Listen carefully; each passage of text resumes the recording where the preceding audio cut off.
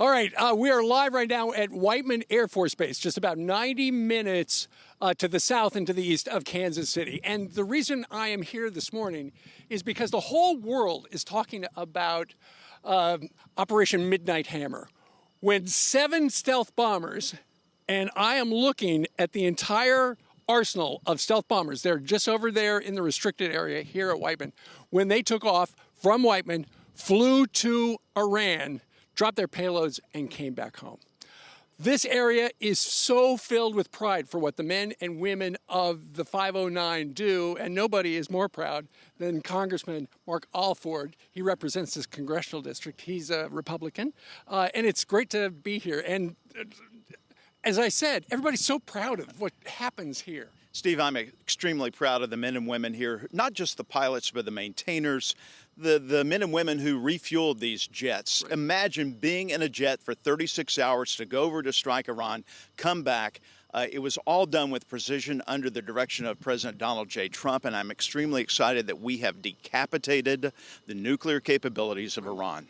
And this is the Air Force, the control tower, where they do all the controlling. It's pretty cool to have the entire world collection of B-2s right here. And you were telling me a story. Back in the day, you heard Ronald Reagan talk about some magic airplane. That's right. I used to be a television reporter and anchor. My first job in Waco, Texas. Ronald Reagan came there in 1988 and talked about this plane that we were building that no one could see. I thought, what in the crazy thing are you talking about? And here I am, the 4th Congressional District Representative, who gets to represent this great base, not just the B-2, but also the programs out here, the A-10 we're losing actually that platform. We're trying to find a replacement mission, the MQ-9 Reaper, Black Hawk helicopters. This base is a jewel of the Department of Defense, and I get to represent. I'm very honored. Yeah, and this particular airplane is so specific. It's the way they used it, they had 2 15-ton bombs in it. And they flew it the entire way over, pushed the button, dropped the bombs, and came back home. What they do is, it's almost superhuman, but they figured out how to do it. And they practice these drills all the time. And the B-2 was built to carry nuclear weapons as well as conventional. This, of course, was a conventional weapon. The nuclear weapon that they carry is actually built not too far from here in South Kansas City, the non-nuclear components. Right. It's married together with the nuclear components and then brought back here to put on the B-2.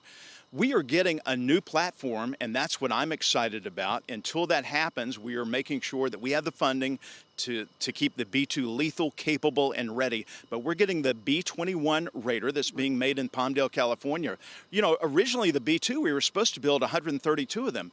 Because of the end of the Cold War, we only ended up building 21. Can you imagine what this world would be like if we had 100 of these stationed around the world? Sure. And the 509 bomb wing, which is what we're talking about right here, based here at Whiteman, so historic because these are the guys who dropped the original bomb on Hiroshima from the Enola Gay. They've got a facsimile as you drive into the base this morning. They know what they're doing, and they've been doing it for decades. They moved operations here. And talk a little bit about how the area embraces what goes on here. We are all invested in what they do here at Whiteman. I'm honored to represent actually 2 Department of Defense bases. Down in Pulaski County, not too far from us, is Fort Leonard Wood. We train more than 80,000 personnel. We're getting 5 new companies there. But this Whiteman Air Force Base is really a jewel. I talked about the B-21 platform. We are getting the second wave of those. We're going to build 100 initially. And we will get the second wave of those. Ellsworth Air Force Base gets the first wave, we the second, and then down at Dyess in Texas. But this will be the center of excellence for that program under the leadership of Colonel Whitla, who just took over a couple of days ago. Right. Colonel Keith Butler retired and went on to do some other things. But I'm excited to be a part of this and help fund the security that we need to keep bad actors like Xi Jinping, Vladimir Putin at bay, and, of course, the mullahs.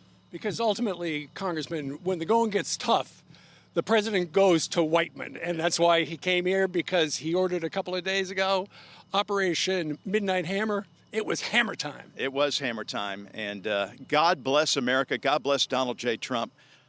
for trying to negotiate originally. The mullahs wouldn't have it, and he showed them what we're made of. Indeed. Congressman, thank you very much. Take care.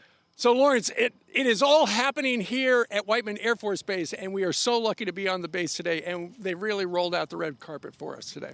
Super proud to be American today. Thanks, Steve. We'll check in with you later. I'm Steve Ducey. I'm Brian Kilmeade. And I'm Ainsley Earhart. And click here to subscribe to the Fox News YouTube page to catch our hottest interviews and most compelling analysis.